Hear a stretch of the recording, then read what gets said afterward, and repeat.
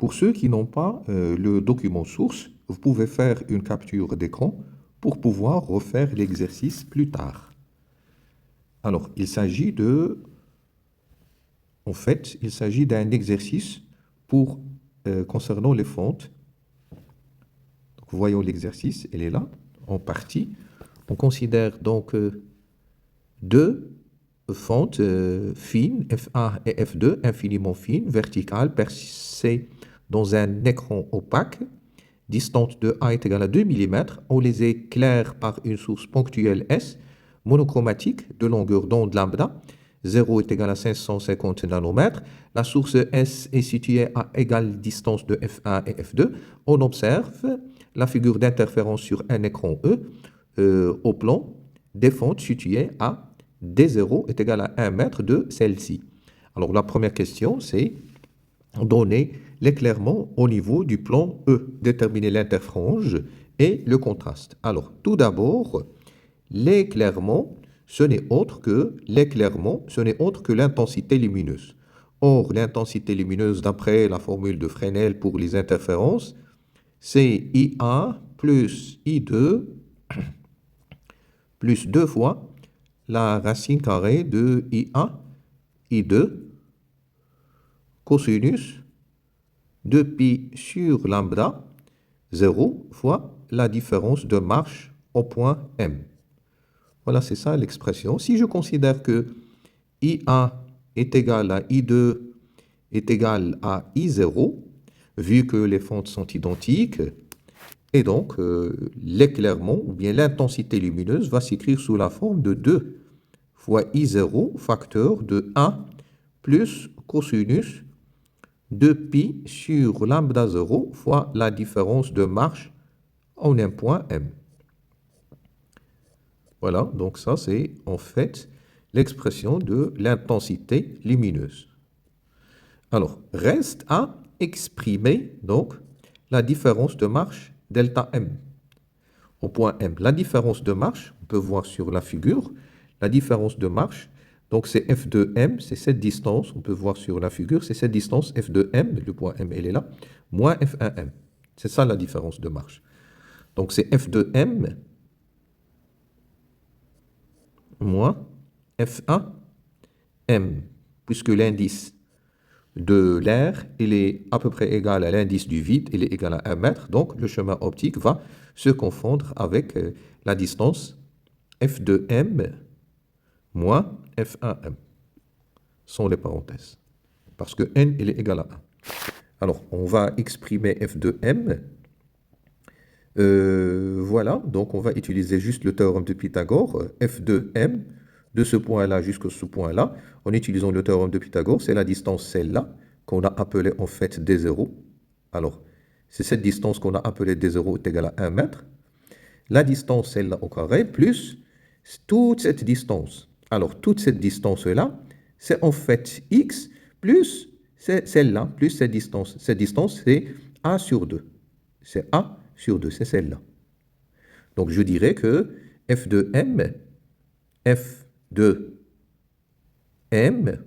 elle est égale, F de M au carré, elle est égale à D0 au carré plus X plus A sur 2 au carré. Si on factorise par D0 au carré, ça nous donne 1 plus X plus A sur 2 sur D au carré, et je ferme les parenthèses. Donc, F de M sans le carré, bien ça va disparaître ce carré-là, et ça va faire apparaître une puissance 1,5 à ce niveau-là. OK. Alors, si on fait un développement limité au premier ordre, cette quantité-là, on peut dire qu'elle est égale à D0 facteur de 1 plus X plus A sur 2 au carré sur 2 D au carré. Et je ferme les parenthèses, ça c'est F de M. De la même façon, on aura à écrire F1M, le même raisonnement, toujours le théorème de Pythagore, c'est D0, facteur de 1, plus, alors cette fois-ci, ce n'est pas x plus a sur 2, mais c'est plutôt x moins a sur 2. Je ne dois considérer que ce côté-là au carré plus ce côté-là au carré. Donc c'est x moins a sur 2 au carré sur 2d au carré. Et je ferme les parenthèses. Et donc, la différence de marche, delta, la différence de marche, delta, en m, c'est F2 m moins F1 m. Donc, c'est D0, facteur de... Alors, vous faites 1 moins 1, ça saute. Donc, ce terme moins ce terme, ça nous donne 1 sur 2 d au carré, facteur de x plus a sur 2 au carré moins x moins a sur 2 au carré. Et je ferme les parenthèses et les crochets là. Voilà. Donc, développement cela, ça nous donne 1 sur 2d. 1 sur 2d, facteur de... Alors, ce qui est entre parenthèses, x au carré avec x au carré, ça va sauter. A sur 2 au carré moins a sur 2 au carré, ça va sauter. Le double produit, x fois a, moins, donc c'est 2 fois x fois a. Et donc, finalement, voilà le résultat final de l'expression de la différence de marche. Donc, la différence de marche au point M, il sera donc égal à a fois x sur la distance d0. Ça, c'est la différence de marche au point M, je l'encadre. Alors, ça va nous servir pour donner l'expression de I. Donc, finalement, voilà donc l'expression de I. C'est donc I, elle est égale à 2 fois I0, facteur de 1 plus cosinus de pi sur lambda 0 fois delta, qui n'est autre que A fois x sur D0. Voilà, c'est ça l'expression de l'interfrange, plutôt de l'intensité lumineuse, qu'on appelle également l'éclairement. Voilà. Et comme question suivante, déterminer l'interfrange I. Eh bien, pour l'interfrange I est la période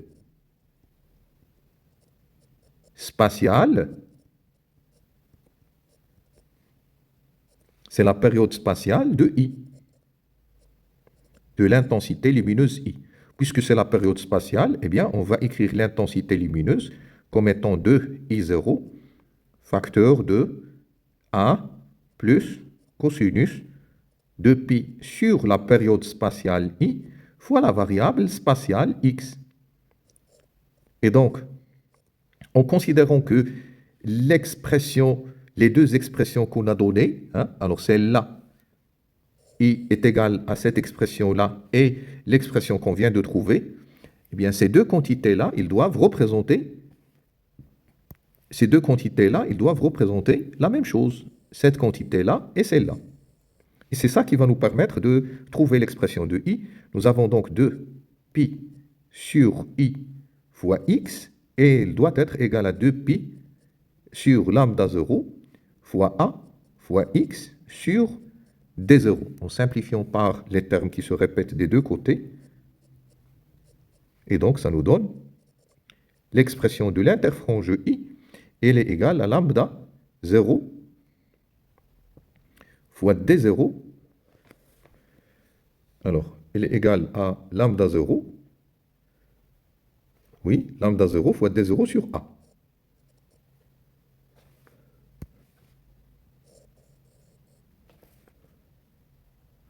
En faisant l'application numérique, on trouve une interfrange qui est égale à 0,275 mm.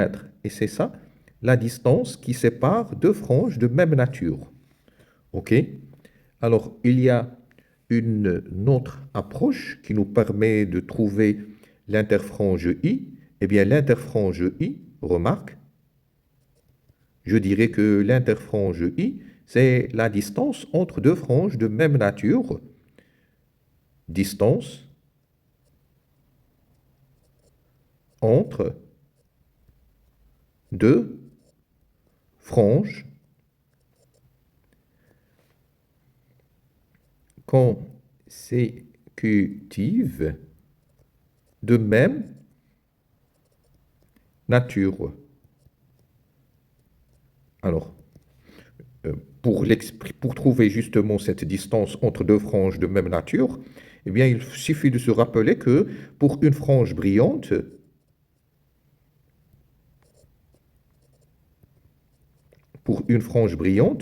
nous avons la différence de marche, elle est égale à K fois lambda, 0. Or, la différence de marche, elle est égale à A fois X sur D0.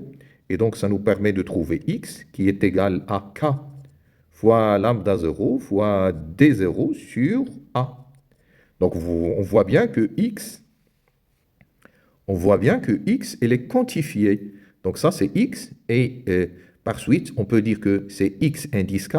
Donc, X indice K plus A, c'est K plus A fois lambda 0, D0 sur A.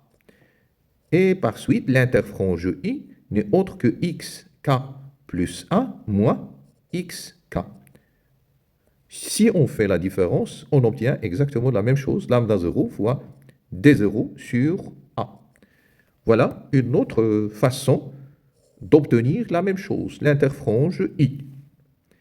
Alors, pour la deuxième partie de la question, déterminer l'interfrange et le contraste C. Eh bien, pour le contraste C,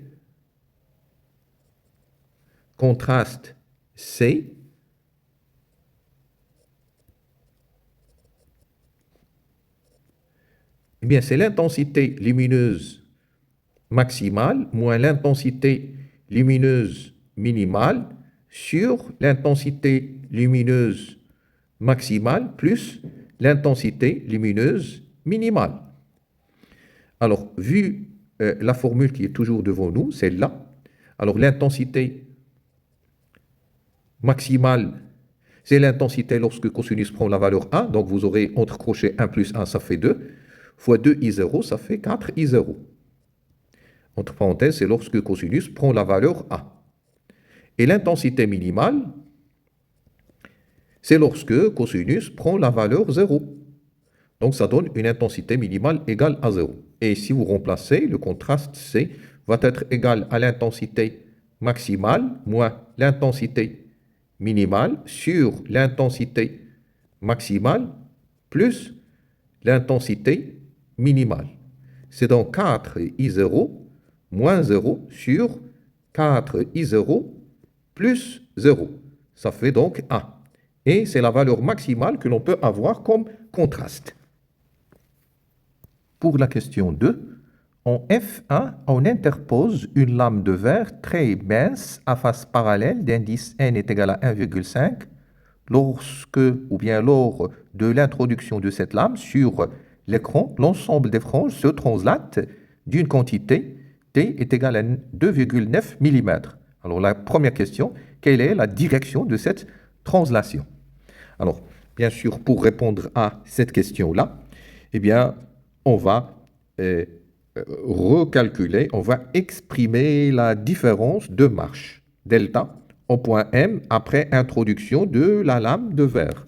Donc, c'est toujours le chemin optique F2 M moins F1 M.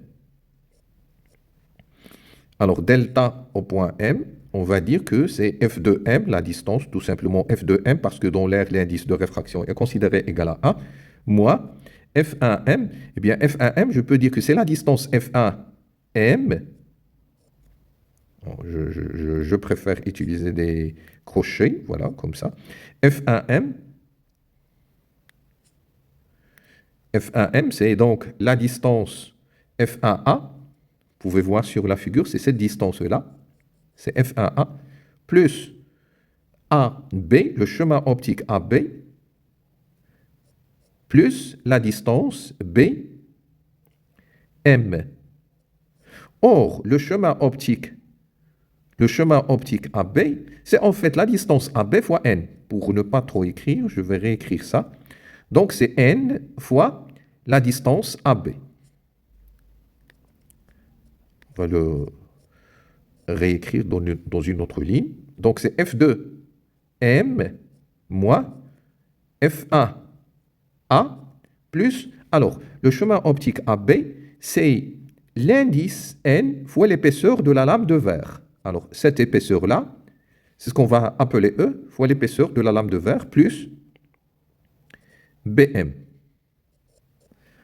On va continuer à développer ça. F2M moins F1A plus E plus BM plus N fois E. Alors là, si vous voulez, j'ai ajouté un E, je vais le retrancher, moins E. Le E que j'ai mis ici, alors je l'ai retranché là. Voilà. C'est donc F2M moins, alors toute cette quantité-là, F1A plus l'épaisseur E plus la distance BM, il faut voir sur la figure, eh bien ça donne F1M moins N fois E plus E. Et cette quantité-là, c'est la différence de marche qu'on a calculée avant l'introduction de la lame de verre. C'est la différence de marche qu'on avait initialement et qu'on a montré qu'il est égal à A fois X sur D0. Et pour le reste, c'est moins E facteur de N moins A. Alors, c'est ça la nouvelle différence de marche, delta M. Alors, pourquoi on a calculé cette différence de marche? Eh bien, en partant de cette différence de marche qu'on va bâtir notre raisonnement. Dans quelle direction la translation a été effectuée? Quelle est la direction de cette translation? Alors, ce qu'il faut comprendre, c'est que pour la frange centrale, pour la frange centrale, eh bien, on va raisonner uniquement sur cette frange-là, parce qu'il y a translation. Ce qui se passe à cette frange, c'est exactement ce qui va se passer aux autres franges. Pour la frange centrale, il est caractérisé par une différence de marche delta M. Delta est égal à 0. Avant introduction de la lame, delta en point M est égal à 0. Cela impliquait que A fois X sur D0 est égal à 0. Cela impliquait que X est égal à 0. Ça, c'était la position de la frange centrale avant l'introduction de la lame de verre. Après introduction, la différence de marche, elle est devenue égale à A fois X sur D0 moins E facteur de N moins A, qui est toujours, pour la frange centrale, qui est toujours égal à 0. Et c'est ça qui va nous permettre de calculer la nouvelle position X centrale, X, c'est-à-dire la position de la frange centrale, elle est devenue, en partant de cette équation, elle est devenue égale à D0 fois E facteur de N moins A sur A. Et cette quantité-là, ça se voit que c'est une quantité qui est positive du fait que N-1, c'est positif parce que N est supérieur à 1. Donc, puisque c'est positif, la translation de la figure d'interférence, donc, est dans le sens des X croissants.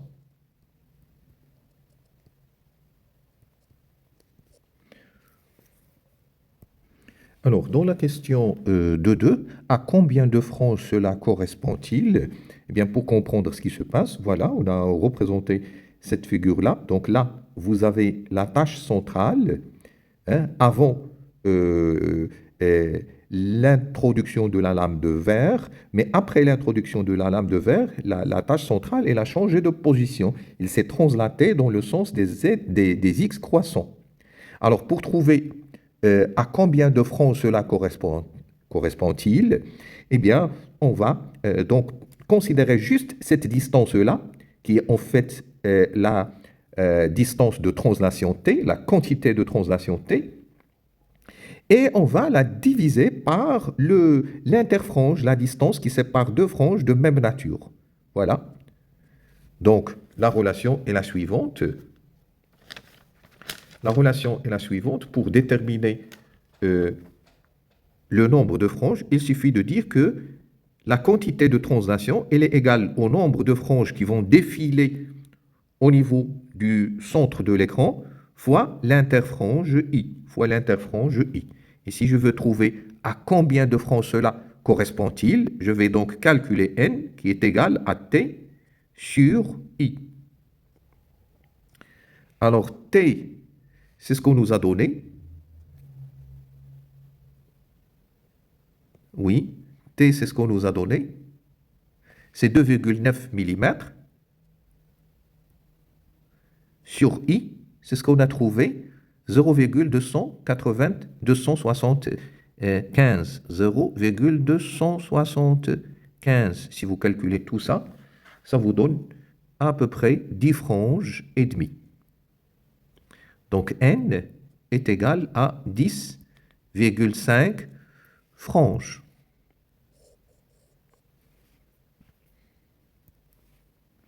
Alors, pour en déduire l'épaisseur E de la lame de verre, il est judicieux de considérer cette formule-là. On a trouvé que X central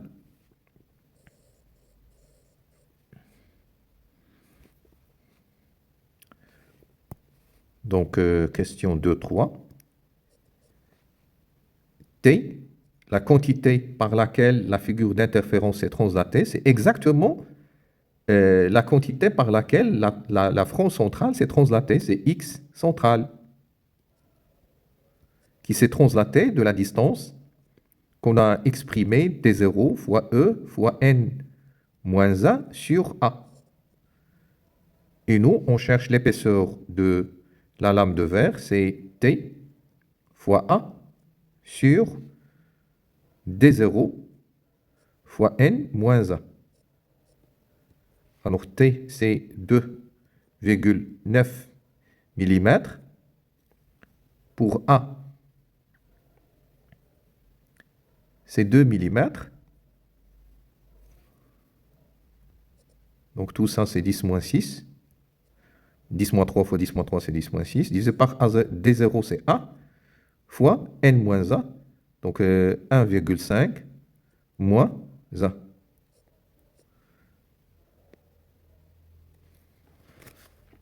Donc tout calcul fait, ça nous donne 11,6. Tout ça, ça nous donne 11,6 micromètres. L'épaisseur E est égale à 11,6 micromètres.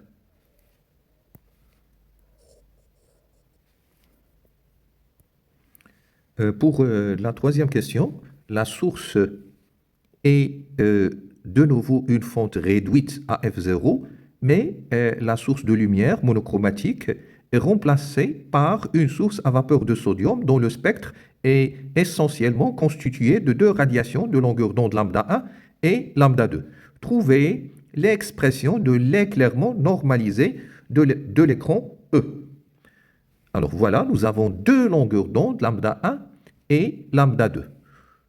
Ça va être notre point de départ. Lambda 1, il va donner un système d'interférence, et lambda 2, il va donner un autre système d'interférence indépendant du premier.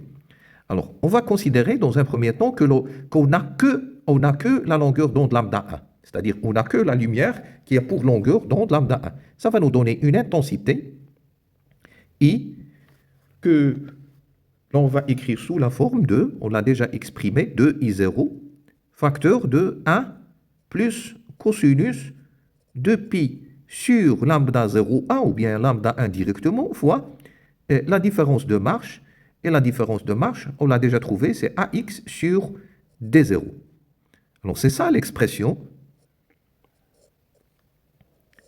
C'est ça l'expression de l'intensité lumineuse que l'on va appeler I1, qui résulte de la lumière de longueur d'onde lambda 1. Eh bien, pareil pour la longueur d'onde lambda 2, ça va nous donner une autre intensité. Ça va nous donner une autre intensité, I2, qui est égale à 2 I0. Je prends la même intensité lumineuse, I0, que précédemment, facteur de 1, plus cosinus de pi sur lambda 2, cette fois-ci, fois A fois X sur D0. Et par suite, l'intensité lumineuse résultante, I, c'est en fait I1 plus I2. Si on met 2I0 en facteur, ça nous laisse 1 plus 1, ça fait 2, plus cosinus de pi AX sur lambda 1 D0, plus cosinus, même expression, de pi AX sur, cette fois-ci, lambda 2 D0. Alors là, je rappelle la formule trigonométrique qui nous dit que cosinus de P plus cosinus de Q, c'est 2 fois cosinus, la somme sur 2, P plus Q sur 2, fois cosinus, la différence P moins Q sur 2. C'est la formule que l'on va utiliser pour poursuivre le calcul. Donc ça nous donne I est égal à 2I0, facteur de 2, plus cosinus, eh bien c'est 2 fois cosinus. Alors je vais commencer par la somme ou la différence, c'est pareil. Alors, cosinus, 2 cosinus, la somme sur 2, Ça va donner donc 2pi A fois X sur 2 D0, la somme. La somme de quoi? De 1 sur lambda 1 plus 1 sur lambda 2. Fois cosinus, la différence. Alors, cosinus, la différence, cosinus, 2pi fois A fois X sur D0, facteur de 1 sur lambda 1 moins 1 sur lambda 2. La différence, bien sûr, la somme sur 2 et la différence sur 2, bien sûr. Oui, voilà. Et je ferme les crochets. Poursuivons. 1 sur lambda 1 plus 1 sur lambda 2. On peut l'écrire comme étant lambda 1 plus lambda 2 sur lambda 1 fois lambda 2. Je divise celle-là par 2. OK. Et voilà, on divise par 2 et je multiplie par 2. Donc, en divisant par 2, cette quantité-là, on va le faire comme ça. Je divise par 2 et je vais multiplier par 2. Et donc, cette quantité-là, lambda 1 plus lambda 2 sur 2, c'est ce qu'on peut appeler lambda moyenne. C'est donc 2 fois lambda moyenne sur lambda 1 fois lambda 2. Alors, je peux dire que lambda 1 fois lambda 2, puisque lambda 1, il est à peu près égal à lambda 2, il est à peu près égal à lambda moyenne. Donc, lambda 1 fois lambda 2, on peut dire qu'il est égal à lambda moyenne au carré. Lambda 1 fois lambda 2, il est à peu près égal à lambda moyenne au carré. Après simplification, ça nous laisse 2 sur lambda moyenne. De même, pour l'autre, 1 sur lambda 1 moins 1 sur lambda 2, on peut dire que c'est lambda 2 moins lambda 1 sur lambda 1 fois lambda 2. Alors lambda 2 moins lambda 1, c'est ce qu'on va noter delta lambda. Sur lambda 1, lambda 2, c'est lambda moyenne au carré. Voilà, donc on a utilisé les grandeurs suivantes. Delta lambda, on a utilisé donc les grandeurs suivantes. Delta lambda est égal à lambda 1 égale à lambda 2 moins lambda 1. Et on a utilisé également lambda moyenne qui est en fait égal à lambda 1 plus lambda 2 sur 2.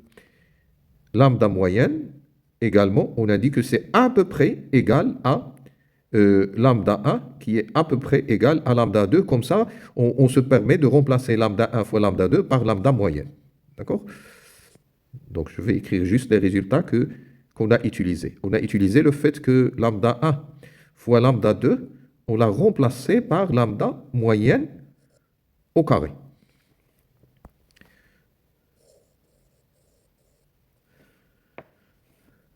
Alors, continuons.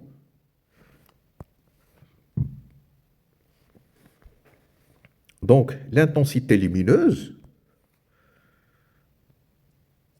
elle est égale à 4 I0, facteur de, là, ça nous laisse A1, plus cosinus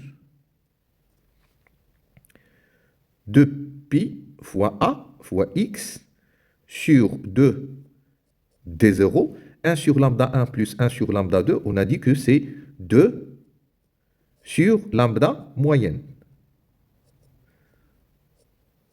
fois cosinus de pi fois A fois x sur 2 D0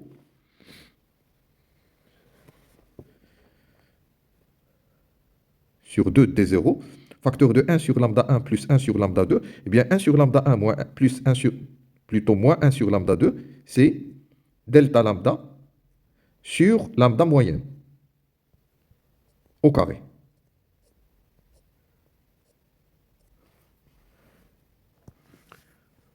On va l'écrire de la façon suivante, 4I0, 1, plus, je vais commencer par ce cosinus-là, cosinus, alors, 2pi fois A fois x fois delta lambda sur 2 D0 fois lambda moyenne. Alors, exprès, je n'ai pas voulu simplifier par le 2 en haut et en bas. On va comprendre tout de suite pourquoi. Alors que là, oui, on va le faire fois cosinus de pi fois A fois x sur D0 lambda moyenne.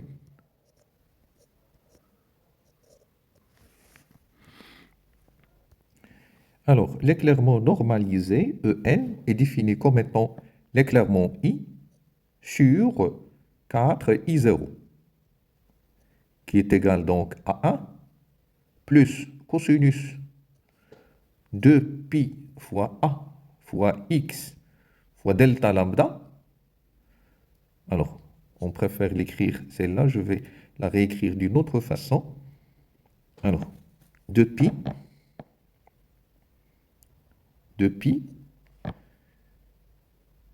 delta lambda sur 2 D0 sur 2, en fait, sur 2 lambda moyenne au carré fois A fois x sur D0. J'essaie de faire apparaître l'expression de delta, la différence de marge qu'on avait initialement avant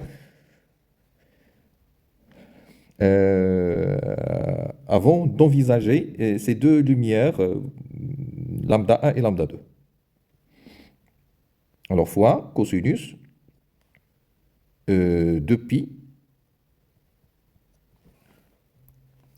Alors, l'expression qu'on a obtenue, on va essayer de la réécrire en faisant intervenir deux variables, deux périodes spatiales. Cosinus de pi divisé par une période spatiale, que l'on va appeler la période spatiale, en fait, c'est la période spatiale lente. On va tout expliquer. La période spatiale lente fois x. Et celle-là, c'est cosinus de 2pi sur une période spatiale rapide fois x.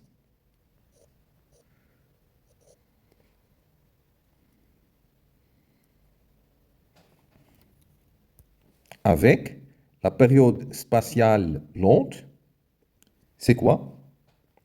C'est 2 lambda moyenne au carré fois D0 sur delta lambda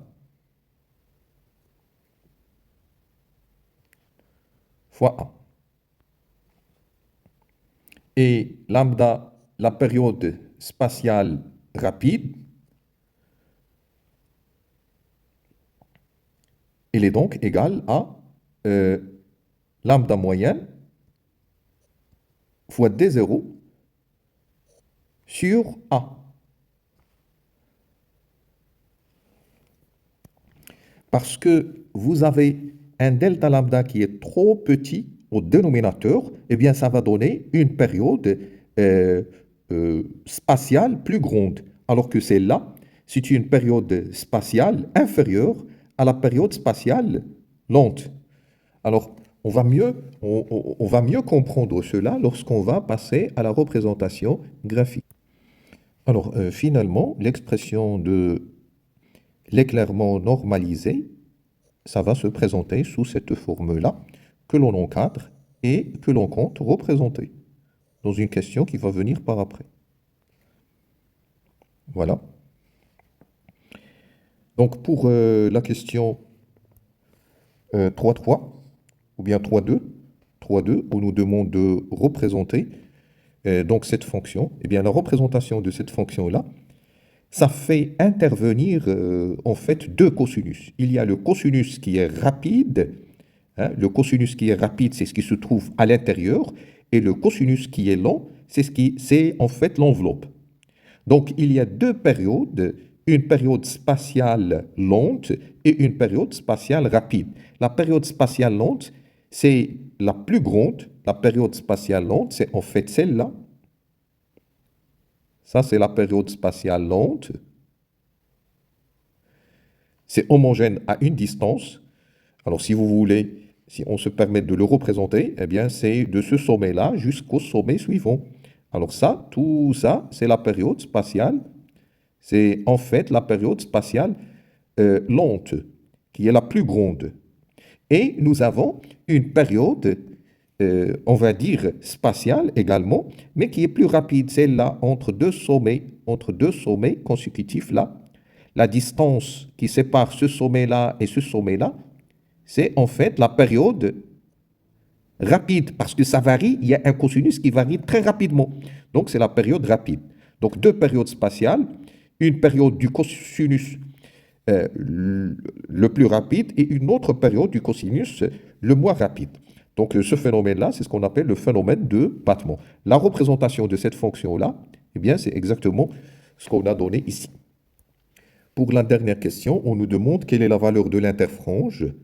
Alors, on va utiliser la formule qu'on a déjà établie avant, l'interfrange, mais cette fois-ci, on va utiliser la valeur moyenne de lambda. C'est lambda moyenne fois D0 sur A.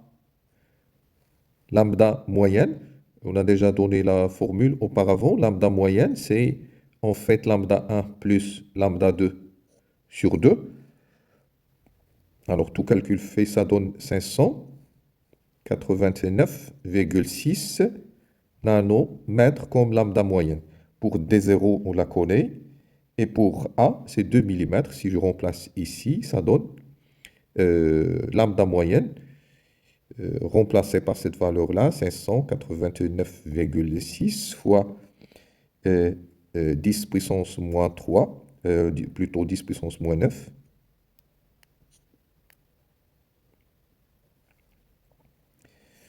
Alors, fois D0, c'est 1 mètre, c'est 10 plus 3. Je vais la convertir en millimètres, le résultat final.